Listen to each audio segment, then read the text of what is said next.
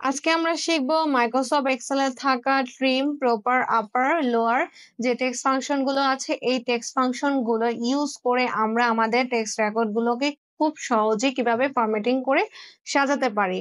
যেমন আপার টেক্সট ফাংশনের কাজ হচ্ছে আমার এখানে যে টেক্সট রেকর্ড গুলো আছে সেই রেকর্ড গুলোকে আপার কেসে কনভার্ট করা। এখন আমরা ট্রিম, প্রপার, আপার, লোয়ার টেক্সট ফাংশন গুলো ইমপ্লিমেন্ট করা দেখব। সর্বপ্রথম আমরা ট্রিম ফাংশনের কাজটা দেখব। ট্রিমের কাজ হচ্ছে আমার এখানে যে টেক্সট রেকর্ড গুলো আছে এই টেক্সট রেকর্ডের মধ্যে যে এক্সট্রা স্পেস গুলো এই এক্সট্রা স্পেস গুলোকে রিমুভ করে দেওয়া।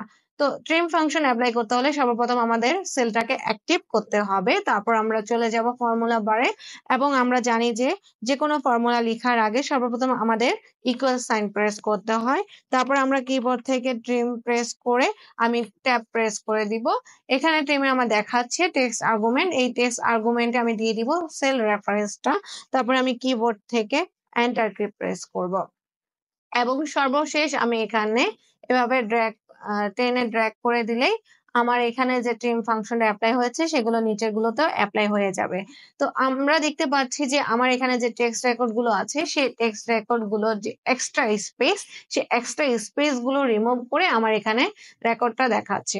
তাহলে ট্রিমের কাজ হচ্ছে আমার টেক্সট রেকর্ডের যে এক্সট্রা স্পেস সেই এক্সট্রা স্পেস গুলোকে রিমুভ করে দেওয়া। তারপর আমরা প্রপার যে টেক্সট ফাংশন সেই টেক্সট ফাংশনটার কাজ দেখব। প্রপার ফাংশনের কাজ হচ্ছে আমার এখানে যে টেক্সট রেকর্ড গুলো আছে সেই টেক্সট রেকর্ড গুলোর প্রত্যেকটা ওয়ার্ডের ফার্স্ট লেটারটা সে ক্যাপিটাল করে দেয়। তো আমি যে আগের মতোই যে সেলটাকে অ্যাক্টিভ করে আমি ফর্মুলা বারে চলে যাব এবং ফর্মুলা লেখার আগে আমাকে অবশ্যই ইকুয়াল সাইন দিতে হবে। তারপর আমি কিবোর্ড থেকে প্রপার লিখে আমি ট্যাব কি প্রেস করব। তারপরে আমি এখানে টেক্সট আর্গুমেন্ট হিসেবে আমি দিব হচ্ছে সেল রেফারেন্সটা। তারপরে আমি কিবোর্ড থেকে এন্টার কিটা প্রেস করব এবং সর্বশেষ আমি এভাবে টেনে ড্র্যাগ করে দিব। তাহলে আমার যে এখানে যে প্রপার যে ফাংশনটা অ্যাপ্লাই হয়েছে নিচের গুলো তো সেম ভাবে অ্যাপ্লাই করা হয়ে যাবে। এবং আমরা দেখতে পাচ্ছি যে আমার এখানে যে টেক্সট রেকর্ড গুলো আছে সেই টেক্সট রেকর্ডের প্রত্যেকটা ওয়ার্ডের ফার্স্ট লেটার গুলো ক্যাপিটাল হয়ে আসছে। তারপরে আমরা চলে যাব আপার কেস ফাংশনে। আপার টেক্সট ফাংশনের কাজ হচ্ছে আমার এখানে যে টেক্সট রেকর্ড গুলো আছে সেই টেক্সট রেকর্ডের প্রত্যেকটা ওয়ার্ডের বা প্রত্যেকটা লেটার সে আপার কেসে কনভার্ট করে দিবে, অর্থাৎ ক্যাপিটাল করে দিবে। সর্বপ্রথম আমরা সেলটাকে অ্যাক্টিভ করব, তারপর ফর্মুলা বারে চলে যাব, তারপর কিবোর্ড থেকে ইকুয়াল কি প্রেস করব, তারপর কিবোর্ড থেকে আমি লিখবো আপার, ট্যাব কি প্রেস করব। এখানে যে টেক্সট যে আর্গুমেন্ট আছে সেই আর্গুমেন্টে আমি দিয়ে দিব সেল রেফারেন্সটা। তারপরে আমি এন্টার কি প্রেস করব এবং পরে সর্বশেষ আগের মতোই আমি ড্র্যাগ করে দিব। তাহলে আমরা দেখতে পাচ্ছি যে আমার এখানে যে টেক্সট রেকর্ড গুলো ছিল সেই টেক্সট গুলোর প্রত্যেকটা ওয়ার্ডের প্রত্যেকটা লেটারই সে চলে আসছে ক্যাপিটাল ওয়াইজ বা আপার কেজে।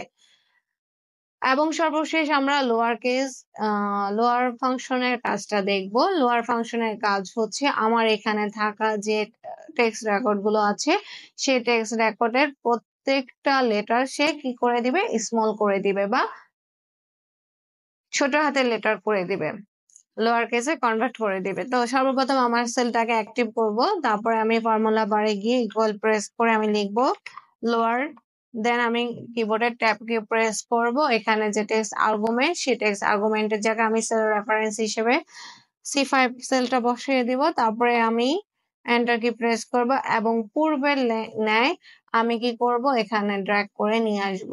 তাহলে আমার এখানে যে টেক্সট রেকর্ড আছে এই টেক্সটের প্রত্যেকটা লেটার সে কি করে দিয়েছে, স্মল লেটার বা লোয়ার কেসে কনভার্ট করে দিয়েছে। এভাবে আমরা ট্রিম, প্রপার, আপার যে লোয়ার যে টেক্সট ফাংশন গুলো আছে এই টেক্সট ফাংশন গুলো ইউজ করে আমরা খুব সহজে আমাদের চাহিদা মতো আমাদের টেক্সটটাকে কাস্টমাইজ বা ফরম্যাটিং করতে পারি।